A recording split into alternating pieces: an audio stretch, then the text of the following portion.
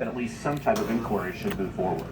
And Governor Kasich, President Biden was dealt a setback. That was a good analysis, by the way. What Jeff just said, that was really well put, and it should proceed forward. It's just a shame that you can't seem to take one step forward without taking 3 steps back. And shame on those members for coming out and making those statements that I think were, frankly, they bordered on inflammatory. I agree with that. Well, let me follow up on what happened on infrastructure, Governor Kasich, because the president was dealt a setback on that infrastructure plan earlier today. He's facing a resurgence of disaster in Afghanistan. You ran for president. How do you think President Biden will address all of these challenges? These are historic challenges facing any president at our town hall tonight. Well, I think on COVID, look, the answer on COVID fundamentally is neighbor to neighbor, family member to family member. There are limits to what the president can do.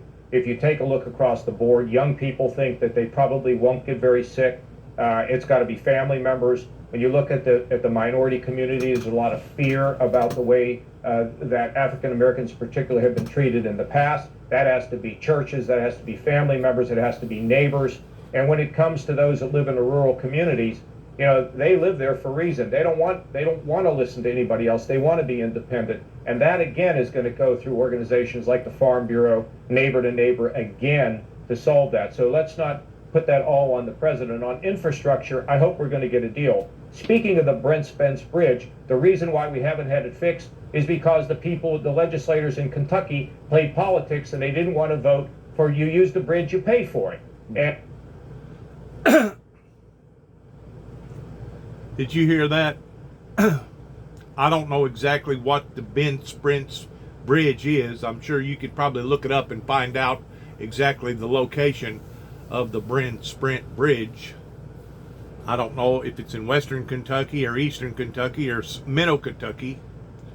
But listen to the rest of this, and then I'm going to come back and make a comment. And we did it in Ohio. They should have. It's what we suggested and passed in Ohio. They didn't do it in Kentucky, and now they want to bail out from the federal government. It's really ridiculous. But I hope we're going to get an infrastructure package. I think it'll be good. When it comes to the $3.5 trillion bill now, I hope they don't try to jam that through, because that'll be purely partisan. And frankly, I'm not sure they can accomplish that. I wouldn't put it past the legislatures in Kentucky if possibly what they're talking about is the bridge there by Grand Rivers in front of the Kentucky Dam, give or take about a half a mile, maybe a quarter of a mile, or the bridge that they had to replace going from Aurora, Kentucky over to Land Between the Lakes. I wouldn't doubt for 1 second that the bridge that they're talking about right now, because they built it from Kentucky. If you build it, if you use it, you got to pay for it. I wouldn't doubt that those slimy, you-know-what type people up there in politicians in Kentucky are trying to pull the wool over the vast majority of the tax-paying people in the country, much less doing what they done to their citizens in Kentucky. It's one thing to pull the wool over the citizens in your own state, but it's another thing to try to pull the wool over the whole country. In other words, you're going to take that burden, that monkey, and place it upon the backs of everybody else that didn't have a cotton picking thing to do with that bridge. And once more, I don't know for sure what bridge they're talking about. I really don't. But I guarantee you, if you look it up, you can find out what bridge it is that they're discussing, that Kentucky is trying to get some sort of a piggyback pork confiscation package coming from the federal government so that they can pay for this particular bridge. Usually a bridge, by and large, unless it's just a humongous bridge like goes over the Mississippi, but usually a bridge ordinarily costs somewhere between $400 and $600 million, give or take one way or the other. Like I said, if it's a bridge going over the mighty Mississippi, you're probably looking at about 3 times that much, maybe even 5 times that much. It actually hit the $1 billion mark to go over the mighty Mississippi. but just a standard bridge going over a standard river, a big canal, it'll run hundreds of millions of dollars. They're not free. But the point that I'm trying to make is this. If it was one of those two bridges, they used me as a ploy just to be able to submit their case to legislation so that they could get the appropriating funds to be able to build the bridge to begin with. If they're talking about one or the other of these two bridges, I don't know for sure. I haven't done my homework in looking it up.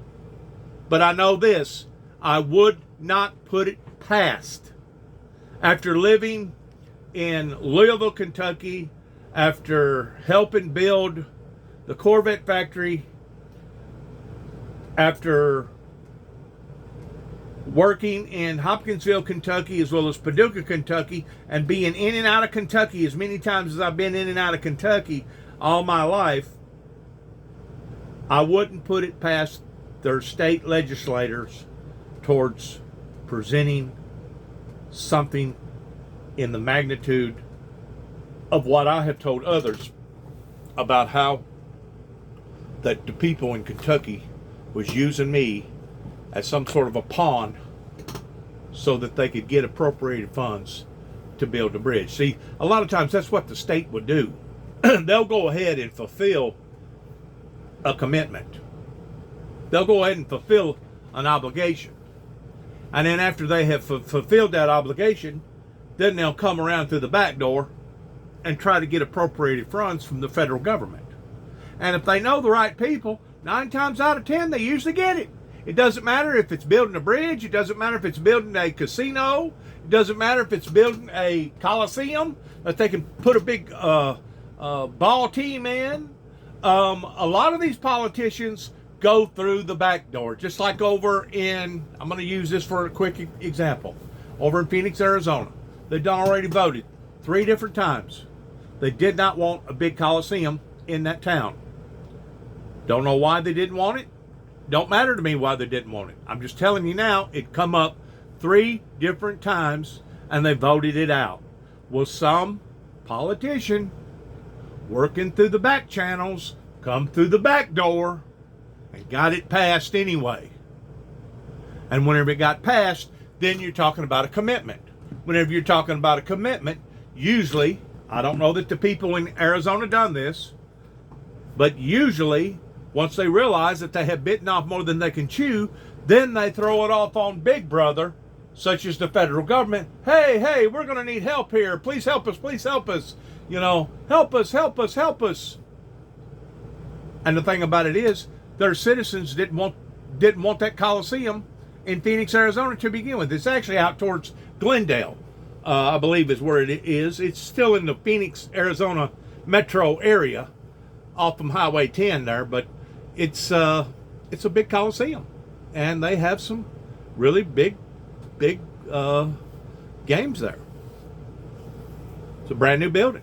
Or I say brand new, it's probably less than 10 years old. Fairly new. Just like the one up there at Nashville, it's fairly new. Usually those things run anywhere from $300 to $500 million, depending upon what type of Coliseum and depending upon how fancy that they get. If they get one, it's got the slide-in ceiling that can either open up or shut during a rainy day or whatever. Those things cost a whole lot more because they're on rollers, and you got more motors and more mechanical devices that you got to put in play. You got to, I mean, it's just like a big door where the whole thing will open up to where you can have outdoor activity in a enclosed Coliseum that's either or. The best of the two worlds. All right. Good luck to all of us. Thanks again.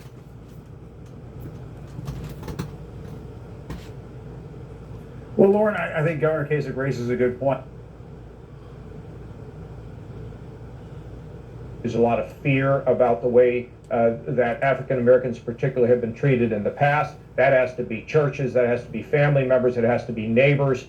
And when it comes to those that live in the rural communities, you know, they live there for a reason. They don't want to listen to anybody else. They want to be independent. And that again is going to go through organizations like the Farm Bureau, Neighbor to Neighbor again to solve that. So let's not put that all on the president. On infrastructure, I hope we're going to get a deal. Speaking of the Brent Spence Bridge, the reason why we haven't had it fixed is because the legislators in Kentucky played politics and they didn't want to vote for you use the bridge, you pay for it. And we did it in Ohio. They should have. It's what we suggested and passed in Ohio. They didn't do it in Kentucky, and now they want to bail out from the federal government. It's really ridiculous. But I hope we're going to get an infrastructure package. I think it'll be good. When it comes to the $3.5 trillion bill now, I hope they don't try to jam that through, because that'll be purely partisan. And frankly, I'm not sure they can accomplish that. Well, Lauren, I think Governor Kasich raises a good point. It is complicated to get any of these agenda items through the Congress these days, especially when things are so hyper polarized. But when you look at the Biden agenda right now on issue after issue, the agenda is stuck up on Capitol Hill. I mean, Governor Kasich was just talking about infrastructure and bridges. I mean, that used to be one of the one issue that just about every member of Congress could agree on to pass. Everybody wants bridges and roads and that kind of infrastructure in their district or in their state. And even that is having trouble getting across the finish line. Yeah, I think a really telling sign, Jim, is the fact that it was almost a month ago now that the president announced this bipartisan deal with this bipartisan group of lawmakers outside the White House. They were celebrating. We still don't have actual legislation yet. We don't have bill text. Basically, they are still working to figure out how to pay for this. I think that just is an indication of how much has changed up here on Capitol Hill and how difficult it really is to get anything done. You know, you think about voting rights. Of course, that's an issue they do not have 60 votes for. They're not going to convince their Republican colleagues to vote for it. And they aren't going to get Joe Manchin to change his mind about the filibuster. So that is an issue that is stuck. You also have the issue of immigration that they are basically trying to push through in this broader infrastructure and social safety net bill that they're going to try to pass along Democratic lines. And I think that is going to be a really long shot too. I think they have a lot of work to do, and we are at a critical moment whether or not the president's agenda can really move past that COVID relief bill they passed earlier this year. And you know, you think about $3.5 trillion, you think, wow, that's a lot of freaking money, ain't it? $3.5 trillion. Well, if you multiply that by $500 a bridge, $500 million a bridge. Once you hit $1 billion, and then you fall into 999 billion towards hitting the trillion mark, you think that that's a whole lot of money, in which it is.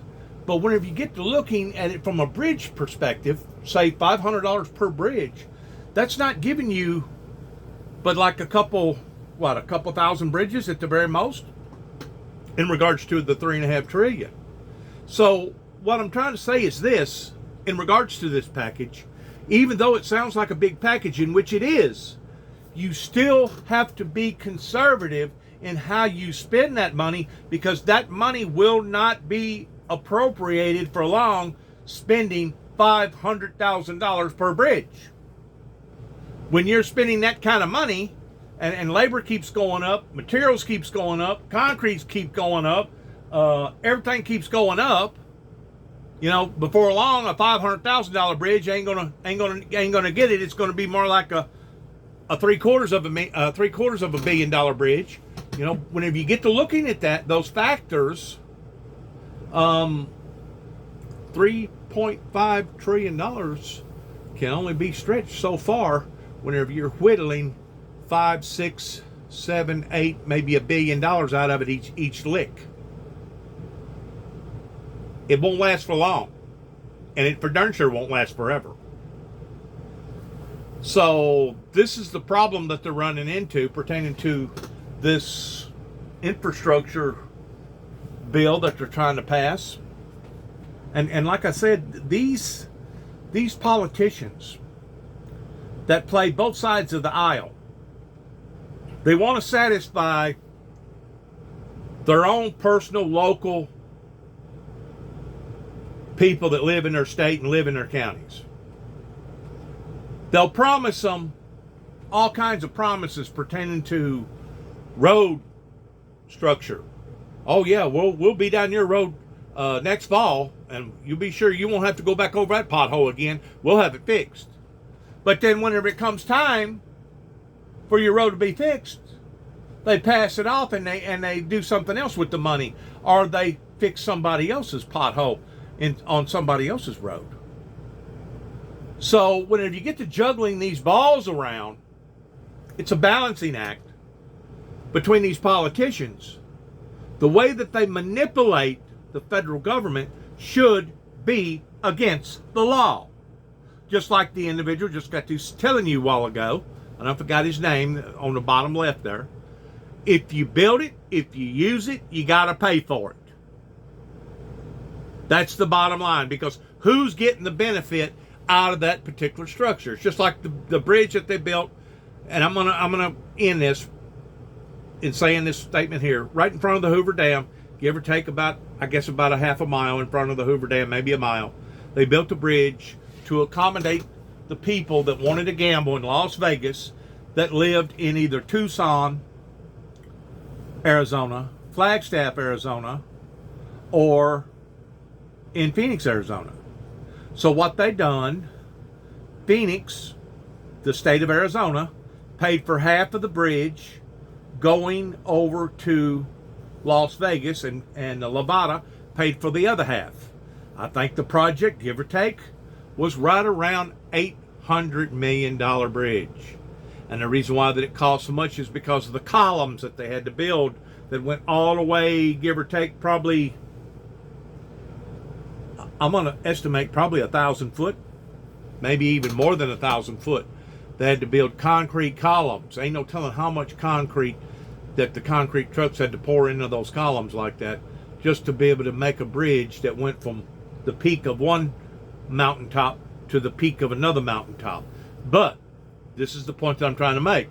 The people in Phoenix, Arizona that want to go gambling on the weekend, it cut off about 2 hours of their driving time to where they ordinarily had to go down into Nevada, back in towards California to be able to go up into Nevada, to where now they can just basically go straight across in front of the Hoover Dam. So it actually benefits both people. It benefits the people that's traveling from Arizona into Nevada, and it also benefits the people that live in Nevada that want to drive down casually and go either to Mexico or just want to drive down to either Tucson or Phoenix, Arizona. So both states get the benefit. And because both states get the benefit, both states decided to pay for it. Now, I don't know exactly what all went on with that. I don't know the formalities and all that. I don't know if they eventually paid for it themselves or if they flipped it and tried to do what the people over in Kentucky's doing. I don't know. I don't think that they would have done that because there's a lot of turnover in Las Vegas pertaining to how much money that they can actually make in a year. So I don't think that they manipulated the federal government that way. But these politicians that do, this is the point that I'm trying to make. These politicians that does stuff manipulatively in behind people's back that winds up costing the local taxpayers, that eventually the mayor or the governor has to plead for some sort of a bailout deal, shouldn't be allowed to do that. And if they do that, it should be heavy consequences in doing that. That's the point that I'm trying to make.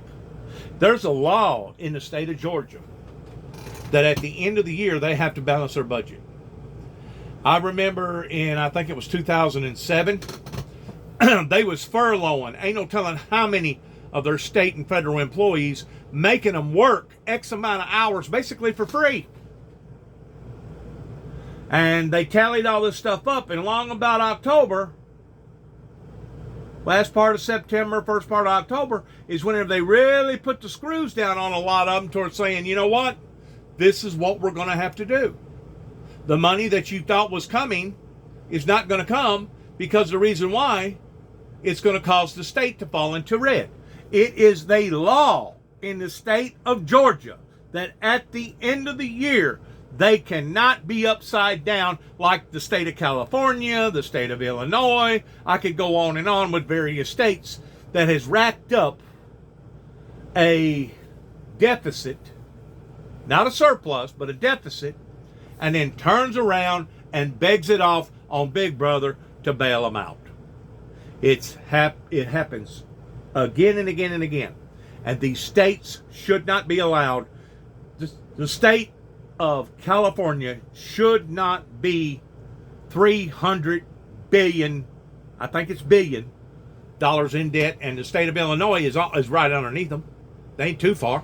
Well, you know, how many governors has went in the seat of Illinois that didn't wind up getting caught with fraud and wind up having to spend time in jail? Oh, almost all of them. So whenever you have this type of dirty activity going on in your cities and throughout your state, it's going to cause you to be in a large deficit instead of a surplus. That's the point that I'm trying to make. At least the way they got it set up in Georgia, the system actually takes care of itself, and it may not take care of itself until the latter part of the year. But everybody fits the brunt of the blow. It don't matter if it's teachers or whoever. They got to hit the bottom of the blow towards taking a lick, and it may not be but a couple hours that you have to work for free. You know, it may not be but just a day in a whole period of a month that you have to sacrifice. But what I'm saying is this: they got a system worked out in Georgia to where they don't have to beg, borrow, or manipulate at the end of the year just to maintain their structure. So it's a self-supporting structure. Now, give or take by me saying that, there's always possibility because of weather events, regardless whether it's dry climate pertaining to fires, which I'm sure that's got a great deal to do with the indebtedness out in California, or Hurricane Katrina. There's always those issues that come up at the end of the year towards balancing the budget, towards, well, what caused you to get in a red like this? I really don't think the state of Illinois has a reasonable explanation of the reason why that they are billions of dollars in the debt. Not millions, but billions. Some of these other states may be in the same shape. I don't know. Point I'm trying to make is this, and I'm going to end. Georgia has a system set up to where the Georgians take care of the Georgians. The Georgians don't depend upon the South Carolinians. They don't depend upon the people in Alabama. They don't depend upon the people from Florida. They don't depend upon the people from Tennessee. They don't depend upon the federal government to work out their own issues in their own state. What's more, if it's something big, then I'm sure that needs to be looked at in a different perspective. Thank you for listening. Good luck to all of us. And once more, shalom.